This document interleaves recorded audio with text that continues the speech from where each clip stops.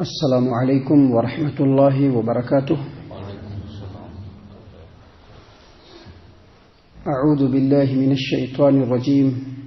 بسم اللہ الرحمن الرحیم. وَإِذَا فَعَلُوا فَاحِشَةً قَالُوا وَجَدْنَا عَلَيْهَا آبَاءَنَا وَاللَّهُ أَمَرَنَا بِهَا قُلْ إِنَّ اللَّهَ لَا يَأْمُرُ بِالْفَحْشَاءِ أَتَقُولُونَ عَلَى اللَّهِ مَا لَا تَعْلَمُونَ. اور جب وہ لوگ کوئی بے حیائی کا کام کرتے تو کہتے کہ ہم نے اپنے باپ دادا کو ایسے ہی کرتے ہوئے پایا ہے اور اللہ تبارک و تعالی نے ہمیں اسی بات کا حکم دیا ہے. اے نبی صلی اللہ علیہ وسلم، آپ ان سے کہہ دیجئے کہ اللہ تبارک و تعالی بالکل بے حیائی کا حکم نہیں دیتا. کیا تم اللہ تبارک و تعالی کے بارے میں ایسی باتیں کرتے ہو، اللہ تبارک و تعالی پر ایسی بات لگاتے ہو جو تم نہیں جانتے؟ محترم سامعین کرام، سب سے پہلے اللہ تبارک و تعالیٰ کا بے حد اور بے انتہا شکر و احسان ہے کہ رب العالمین نے ہم تمام کو آج صبح فجر کی نماز با جماعت پڑھنے کی توفیق عطا فرمائی. ہم اللہ تبارک و تعالیٰ سے دعا کرتے ہیں کہ اللہ تبارک و تعالیٰ اسی طرح سے ہم تماموں کو نمازوں کا پابند بنائے اور خصوصاً فجر کی نماز با جماعت پڑھنے کی توفیق عطا فرمائے، کیونکہ فجر کی نماز یہ ایسی نماز ہے کہ اللہ کے رسول صلی اللہ علیہ وسلم نے دو نمازوں کے بارے میں کہا ہے کہ یہ دو نمازیں منافقین پر بہت زیادہ بھاری پڑتی ہیں. جو منافق ٹائپ کے لوگ ہوتے ہیں یا جو منافقین ہی ہوتے ہیں، جو لوگ بھی منافق ہوتے ہیں، ان کے اوپر فجر کی نماز اور عشاء کی نماز بہت مشکل ہے. دونوں نمازوں میں پہنچنا ان کے لیے انتہائی پریشان کن والی بات ہے. اور سامعین کرام، جو لوگ فجر کی نماز میں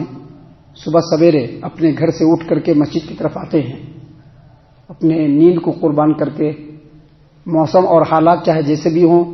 ان تمام سے جھوجتے ہوئے جو لوگ بھی مسجد کی طرف آتے ہیں، نبی اکرم صلی اللہ علیہ وسلم نے حکم دیا ہے کہ ایسے لوگوں کو قیامت کے دن بالکل مکمل نور کی بشارت دے دیجئے کہ قیامت کے دن جبکہ گھٹا ٹوپ اندھیرا ہوگا، انسان تو چھوڑ دیجئے ہاتھ کو ہاتھ سجھائی نہیں پڑتا ہوگا، ایسے صورت میں اللہ کے رسول صلی اللہ علیہ وسلم نے یہ خوشخبری سنائی ہے کہ ایسے لوگوں کو اللہ تبارک و تعالی مکمل نور کی بشارت دیتا ہے، نور کی خوشخبری دیتا ہے کہ اس کے لیے ایک دم روشنی ہوگی. تو ہم اللہ سے دعا کرتے ہیں کہ اللہ تعالی ہم تمام کو فجر کی نماز خصوصاً با جماعت پڑھنے کی توفیق عطا فرمائے، آمین. سامعین کرام، جیسا کہ آپ کو معلوم ہے کہ یہ ہمارا سلسلہ وار درس ہے جس میں ہم قرآن کریم کی آیات کو ترتیب کے ساتھ ہر روز ایک آیت، دو آیتیں، تین آیتیں، جتنا اللہ توفیق دیتا ہے آپ کے سامنے ان آیتوں کو پیش کرتے ہیں اور اس کا ترجمہ اور اس کی تفسیر خالص قرآن و حدیث اور سلف صالحین کے فہم کی روشنی میں آپ کی خدمت میں پیش کرتے ہیں. اسی سلسلے کی ایک کڑی آج بھی آپ کے سامنے پیش کی گئی. سورۃ الاعراف سورہ نمبر 7 اور اسی صورت سے آیت نمبر 28 آپ کے سامنے تلاوت کی گئی اور آیت کریمہ کا ترجمہ بھی آپ کی خدمت میں پیش کیا گیا. محترم سامعین کرام، اللہ تبارک و تعالیٰ نے فرمایا وَإِذَا فَعَلُوا فَاحِشَةً، جب وہ لوگ کوئی بے حیائی کا کام کرتے ہیں، قالوا، تو وہ کہتے ہیں وجدنا علیہ آباءنا، ہم نے اپنے باپ داداؤں کو اسی طریقے پر پایا ہے، یعنی اس بے حیائی کا کام کرتے ہوئے پایا ہے. اور آگے کہتے ہیں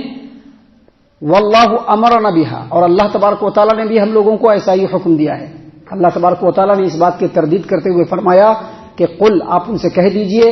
ان اللہ لا یأمر بالفحشاء، اللہ تبارک و تعالیٰ برائی کا حکم ہرگز نہیں دیتا ہے، بے حیائی کا حکم بالکل نہیں دیتا ہے. اتقولون علی اللہ ما لا تعلمون، کیا تم اللہ تبارک و تعالیٰ پر ایسی بات لگاتے ہو جس کا تم کو کچھ بھی علم نہیں. سامعین کرام، یہ جو آیت کریمہ ہے، اس آیت کریمہ کے اندر جو بتلایا گیا ہے کہ وہ لوگ جو بے حیائی کا کام کرتے ہیں، اس سے مراد مشرکین مکہ ہے یا عرب کے مشرکین ہیں. ان لوگوں کا کام کیا تھا کہ یہ لوگ بیت اللہ کا طواف کرتے تھے، کعبۃ اللہ کا طواف کرتے تھے تو بالکل ننگے ہو کر کے، ایک دم ننگے ہو کر کے طواف کرتے تھے. خاص طور سے عورتیں بھی طواف کرتی تھی تو ننگے ہو کر کے کرتی تھی، لیکن جو شرمگاہ ہوتا تھا، جو ستر کا جو بالکل مقام ہوتا تھا چھپانے والا، وہاں پہ کپڑے، پتے یا چمڑے لگا لیا کرتی تھی اور اس میں اس طرح سے وہ لوگ طواف کرتے تھے. سامعین کرام، اس کے بارے میں جب ان سے پوچھا جاتا کہ ایسا کیوں کرتے ہو یا ایسا وہ لوگ کیوں کرتے تھے، تو اس کے بارے میں جو اس کی وجہ بیان کرتے تھے وہ لوگ، وہ یہ کہ ہم لوگ بالکل اسی طرح سے طواف کر رہے ہیں، جیسا کہ مفسرین نے اپنی تفسیروں کے اندر کہا ہے کہ ہم لوگ بالکل اسی حالت کو اختیار کر کے بیت اللہ کا طواف کرتے ہیں جس حالت میں ہم لوگ اس وقت تھے جب ہمارے ماں نے ہم کو جنا تھا، یعنی جس وقت ہم پیدا ہوئے تھے بالکل ننگ دھڑنگ تھے، اسی حالت میں ہم اللہ تبارک و تعالیٰ کے گھر کا طواف کرتے ہیں۔ بعض مفسرین نے یہ بھی کہا ہے کہ دوسری تعبیر یہ بھی وہ لوگ کرتے تھے، کیا کرتے تھے کہ جو کپڑا ہم پہنتے ہیں نا اسی کپڑے میں ہم لوگ گناہ کرتے ہیں۔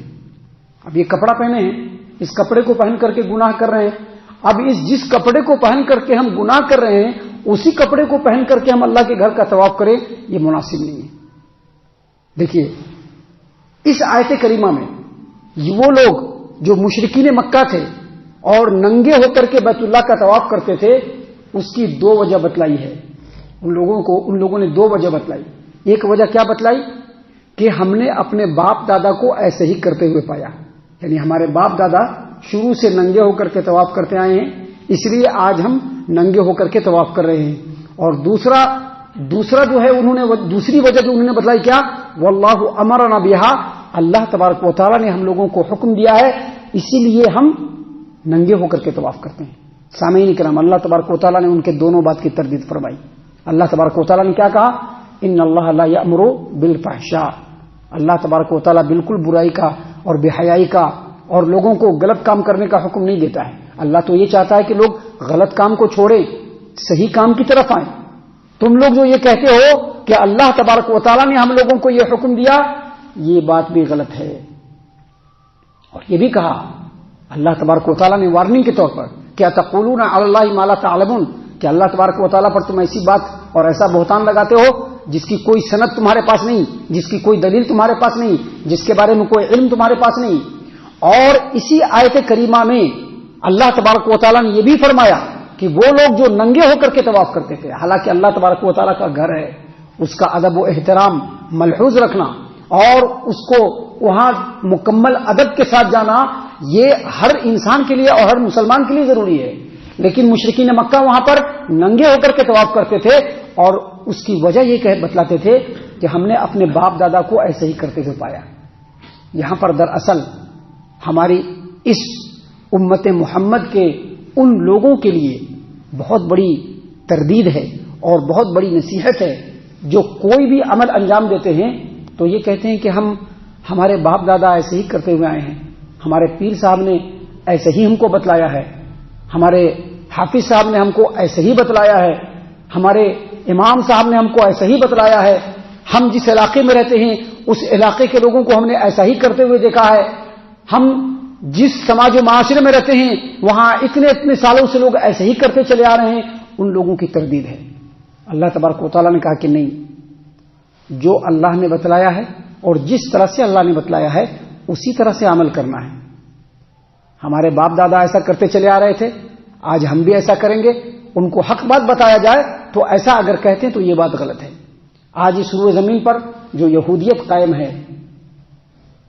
سب سے آخر میں دین اسلام آیا، دین اسلام نے تمام دین کو منسوخ کیا۔ اس سے پہلے جتنے بھی انبیاء آئے نبی صلی اللہ علیہ وسلم کے اور دین اسلام کی انہوں نے بشارت سنائی۔ اللہ تبارک و تعالیٰ نے رسول اللہ صلی اللہ علیہ وسلم کو بھیجا، اللہ نے دلیل کے طور پر قرآن کریم نازل کیا۔ نبی صلی اللہ علیہ وسلم نے جتنی باتیں بیان فرمائی سب کی سب دلیل۔ آپ کی نبوت کی سچائی کو یہودیوں نے بھی اور عیسائیوں نے بھی پرکھا، جانا، سمجھا اور ان کو یقین ہو گیا، لیکن پھر بھی ان کے باپ دادا کرتے ہوئے چلے آ رہے تھے بول کر کے وہ لوگ یہودیت پہ قائم رہے، عیسائیت پر قائم رہے۔ اللہ نے کہا ہے کہ ایسا نہیں کرنا۔ جو اللہ تبارک و تعالیٰ نے قرآن کریم میں بیان کیا ہے اس کے حساب سے اپنا عمل کرنا، جو اللہ کے رسول صلی اللہ علیہ وسلم نے تم کو تعلیم دیا ہے اس کے حساب سے عمل کرنا۔ تمہارے باپ دادا کیسے کرتے تھے اس کو چھوڑ دو، وہ ان کا عمل ہے، اللہ تبارک و تعالیٰ کے ساتھ ہے، تمہارا عمل تمہارے ساتھ اللہ کے پاس جائے گا۔ ہم اللہ سے دعا کرتے ہیں کہ اللہ تعالیٰ ہم تمام کو ان تمام باتوں کے اوپر خوب غور و فکر اور تدبر کرنے کے ساتھ ساتھ ان باتوں کے اوپر عمل کرنے کی بھی توفیق عنایت فرمائے، آمین۔ اللہ تعالی ہم تمام کو صحیح معنوں میں پکا سچا مومن مسلمان بنائے، اللہ اور اس کے رسول صلی اللہ علیہ وسلم کی اطاعت و فرما برداری کرنے والا بنائے، صحابہ کرام رضی اللہ عنہم کے طریقے پر چلنے والا بنائے، جنت الفردوس میں جگہ عطا فرمائے۔ اے اللہ ہم تمام کو جہنم سے پناہ دے، اے رب العالمین ہم تمام کو جہنم سے پناہ دے، اے مالک الملک ہم تمام کو جہنم سے پناہ دے، آمین یا رب العالمین وما علینا الا البلاغ المبین۔ الذي نزل الفرقان على عبده ليكون للعالمين نذيرا